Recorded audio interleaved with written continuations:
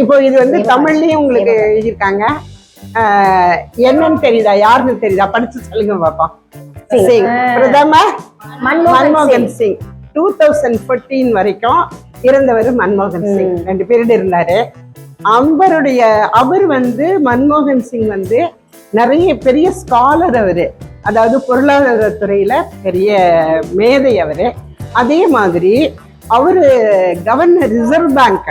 இந்த நோட்டு ரூபாய் நோட்டு இருக்கு இல்லையா, இந்த பணத்துல வந்து கீழே ஒருத்தர் கையெழுத்து இருக்கும், நீங்க பாத்திருக்கீங்களா? அது யாரு போட முடியும்னா ரிசர்வ் பேங்க் ஆஃப் இந்தியாவுடைய யார் வந்து கவர்னரோ அவர் தான் கையெழுத்து போட முடியும். நாம வந்து நமக்கு பார்த்தா we are very proud of it. யார் கையெழுத்து இருக்கு இதுல? மன்மோகன் சிங், அந்த முன்னாள் பிரதமர். அவருடைய தெரியுதா கையெழுத்து? தெரியுதா? நீங்க என்ன பண்றீங்க, வீட்டுக்கு போனோன்னே இப்ப இருக்கிற ரூபாய் நோட்ல யாரோட பேர் இருக்கு அப்படின்னு படிச்சுட்டு வந்து மேடத்துக்கு சொல்றீங்களா? ஏன்னா நீங்க ஸ்கூலுக்கு பணம் எல்லாம் எடுத்துட்டு வர மாட்டீங்கன்னு தெரியும், அப்படிதான் வச்சிருப்பாங்க மேடம் உங்களை பழக்கி. அதனால வீட்டுக்கு போயிட்டு அப்பாட்ட கேட்டு அந்த ரூபாய் நோட்ல, இப்ப இருக்கிற ரூபாய் நோட்ல யாருடைய சிக்னேச்சர் இருக்கு, நாளைக்கு வந்து மேடத்திட்ட சொல்லணும். கொடுங்க.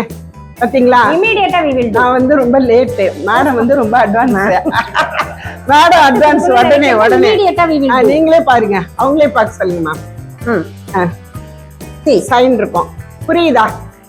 சஞ்சய் மல்ஹோத்ரா. எஸ். இப்போ அந்த சஞ்சய் மல்ஹோத்ரா வந்து அப்புறம் ஒரு அறிவிப்பு கொடுத்திருக்கிறாரு. இந்த ரூபாய் நோட்டுகள் எல்லாம் எப்பவுமே உள்ளதுதான். பென்னில் எழுதக்கூடாது, பென்சிலால் எழுதக்கூடாது, நமக்கு பிடிச்சவங்க பேர் எழுதக்கூடாது, நம்பர் எழுதக்கூடாது. இதெல்லாம் அவரும் என்ன சொல்லியிருக்காரு, இது எல்லாத்தையும் தாண்டி இதுல ஒரு பாதி நோட்டு இருந்ததுன்னா செல்லாது.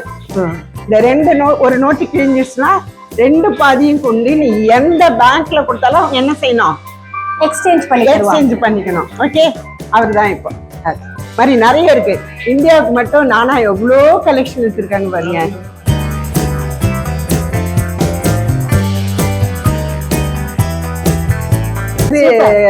இந்தியன் மியூசிஷியனும் இருக்கு, தனியா ஆக்டர்ஸ் இருக்கு. ஆக்டர்ஸ்ல டிஃபரெண்டா ஆக்டர்ஸ்ல முதல் சிஎம் ஆனவர் தமிழ்நாட்டுக்கு எம்ஜிஆரோட இது வச்சிருக்காங்க பாருங்க. அப்புறம் நீங்க டிவில பாப்பீங்க இல்லையா, ஜெமினி, இதெல்லாம் வச்சிருக்கேன். அதுக்கடுத்தது ரொம்ப முக்கியமானது ஃப்ரீடம் ஃபைட்டர், இந்தியன் பர்சனாலிட்டியில பேர் சொல்லுங்க. இவரை பார்த்த மாதிரி இருக்கா? திருப்பூர் குமரன். சரி, திருப்பூர் குமரன் என்ன பண்ணாரு யாருக்கா தெரியுமா? சொல்லுங்க. நான் ஒரே ஒரு ஹிண்ட்ஸ் கொடுக்குறேன், ஃபிளாக். ரொம்ப ஷார்ப் மேம். ஃபிளாக்னு சொன்னோன்னே கொடிகாத்த குமரன் சொல்லிட்டாங்க. கொடிகாத்த குமரன். இந்த கொடிய கையில வச்சிருந்தா உங்களை அடிப்போன்னு பிரிட்டிஷ்காரன் அடிச்சுக்கிட்டே இருக்கிறான். எங்க தெரியுமா?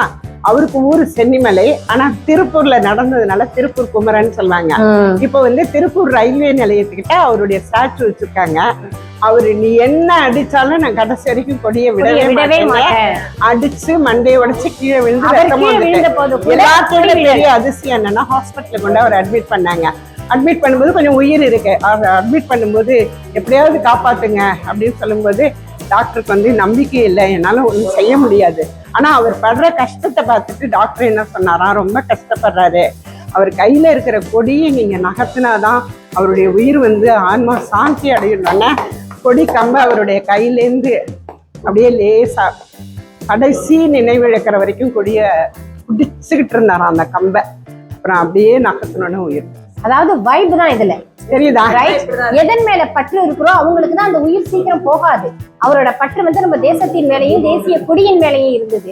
அதனாலதான் அவர் கடைசி வரைக்கும் அதை ஹோல்ட் பண்ணி. ஆனா என்ன தெரியுமா, அவங்க மனைவி குழந்தை எல்லாம் இல்ல, அவங்க மனைவி கடைசியில பிழைக்கிறதுக்கு வழி இல்லாம இந்த நாட்டுல ஒரு இட்லி கடை வச்சு வியாபாரம் பண்ணி பிழைச்சாங்க. ஆனா அவங்கள ரொம்ப மரியாதை பண்ணவர் பசும்பொன் முத்துராமலிங்க தேவரும் பெருந்தலைவர் காமராஜரும். அவங்களுக்கு கொடுத்து பணம் கொடுக்குறோம், உங்களுக்கு மாசம் மாசம் பென்ஷன் கொடுக்குறோம்.